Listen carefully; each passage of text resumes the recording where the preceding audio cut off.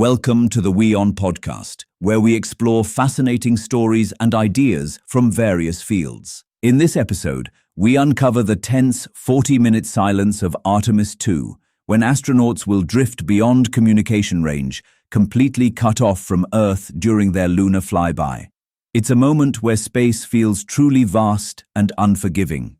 Artemis II astronauts will soon be floating in space without any contact with Earth. The scary isolation aboard Orion will happen when the spacecraft goes behind the far side of the Moon, which will cut off all connection with mission control in Houston, Texas. Communication between NASA scientists and the spacecraft is established through radio and laser signals. But when Orion moves behind the Moon on Monday, April 6th, these signals will be blocked. This will leave the Artemis II crew without any link with Earth. The astronauts will be 400,000 kilometers from home with no contact, a scenario enough to give anyone the jitters, but a moment that will leave them deeply impacted for the rest of their lives. The crew is prepared for it, and hopes people back on Earth will unite to say a little prayer for them. Artemis pilot Victor Glover told the BBC before the mission, "When we're behind the Moon, out of contact with everybody, let's take that as an opportunity. Let's pray, hope, send your good thoughts and feelings so that we get back in contact with the crew." Orion is set to move behind the Moon at 4:17 a.m. IST, Tuesday, losing all signal with Earth. Orion is doing a flyby of the Moon, during which time it will get to see views of the Moon that have never before been seen by any humans.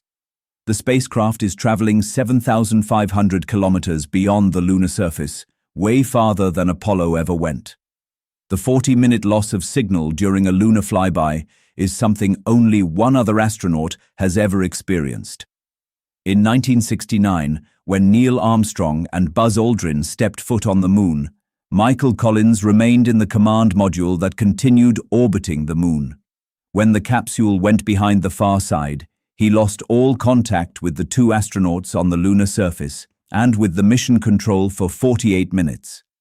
In his 1974 memoir, Carrying the Fire, Collins described the experience, saying that he felt truly alone and isolated from any known life. However, he said he was not afraid, and neither did he feel lonely. In other interviews, he said the radio silence gave him a break from the constant requests from mission control.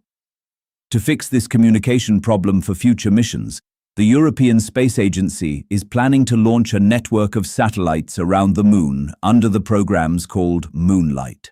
Their presence is expected to keep communication up and running even when humans spend days on the far side of the Moon. Thanks for tuning into this incredible story. If this episode resonated with you, don't forget to hit the like and subscribe button for more captivating stories to come. Stay tuned.